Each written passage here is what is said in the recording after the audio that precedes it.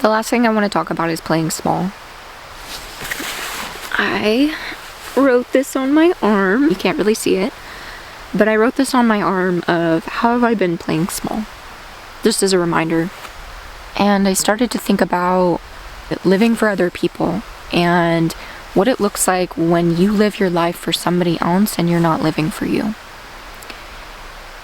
And I think there have been a lot of ways in my life where I've been playing small, subconsciously blocking myself through all these different things and really feeling this growth, this expansion, this abundance underneath me, within me, a part of me, all around me, but subconsciously not even wanting to, like wanting this being my deepest desire to accept these things, to up level, to upgrade, to move into these next things. And I know I'm not being very specific, I'm being vague for a reason, but blocking myself, subconsciously not believing I can do something, or staying small in different ways of choosing to be in certain situations that no longer serve me and don't feel good anymore, but saying it's okay because I'm comfortable here.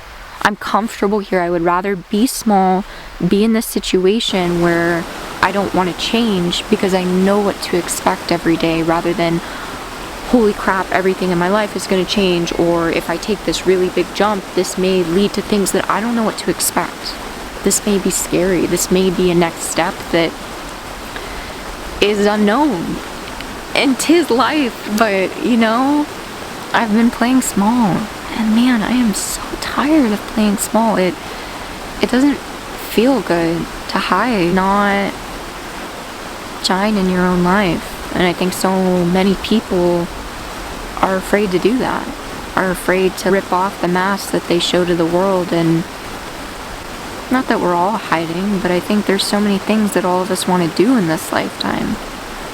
And that could mean just living a simple life. I'm not saying all of us need to be doing something extravagant, but trusting yourself enough to tune into those desires of what do I want? What do I want? And what do I want to do with it? It's the acknowledging, it's the accepting, and then it's the action behind it.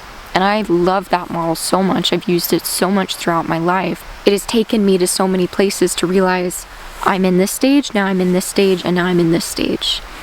And I think I've been in the awareness stage of playing small for a really long time, and I hit the acceptance, and now I'm ready to take the flippin' action.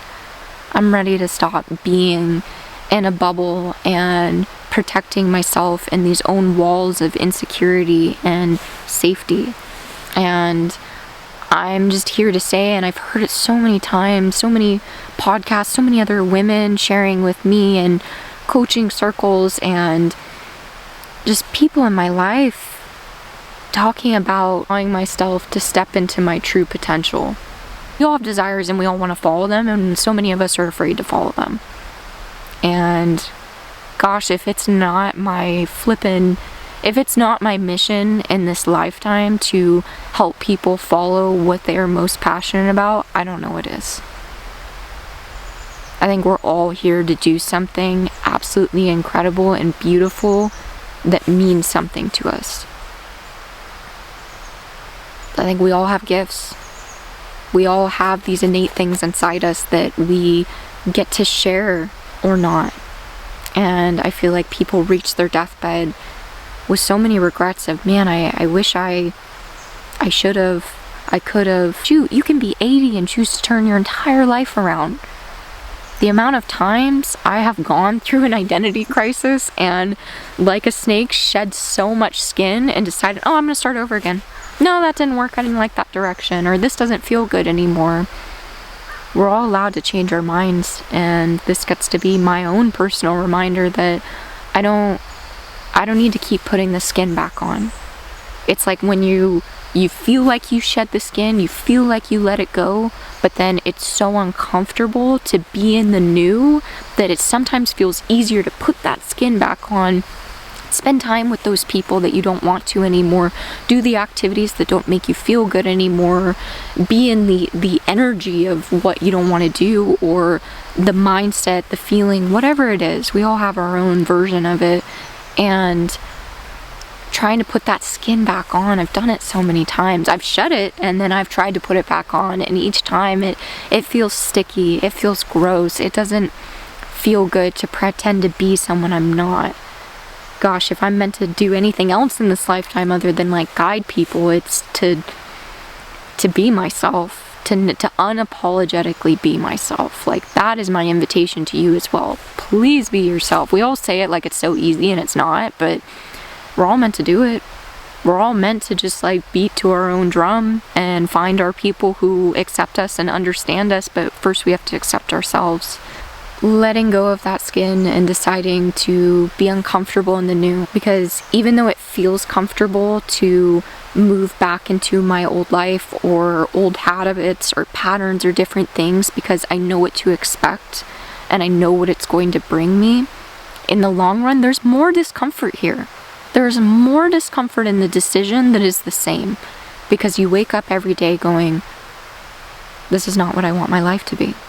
This is something that doesn't make me feel very good. What makes me feel my highest self? Not this. What about this? What about this feeling over here of change, of expansion, of abundance, of curiosity, of not knowing what to expect? So we often end up in these two directions, and there's a fork in the path in deciding where to go, which one we want to do. Do we choose the same thing we keep doing over and over again, or do we decide to break the pattern, to be the cycle breaker, to go a different way? Who knows what life is going to bring? I certainly don't, and I will definitely not pretend I know anymore, because I don't. But I know that I have my arms open and my shoulders back, and I feel alive and connected to the forest, connected to the energy around me, connected to my community, and knowing that sometimes you have to jump. Sometimes it's choosing to make the decision that is the scarier one, but in the long run, it's the one that's going to bring you sometimes the thing that you want the most or you're most afraid of. Underneath that, there's so many things that are ready to just, your life can transition. I tried to do all these other things to make myself fit into this box, and I thought, sometimes you think it's all external and it's internal. Sometimes it's like, do I just change my external circumstances and do all these things? And sometimes it's a subtle shift of inside of, no more. No more living for other people. No more playing small. It's nobody else's fault. It's owning up to my own behavior to decide, this doesn't feel good anymore. I don't like this. I don't want to be this person, so who do I want to be? Who do I get to be? And that is the beautiful thing.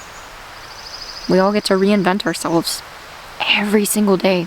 Sometimes it can feel we're stuck in the monotony of life and we have to do the same things we've been doing and we have to act the same way, but we're all changing whether we want to or not.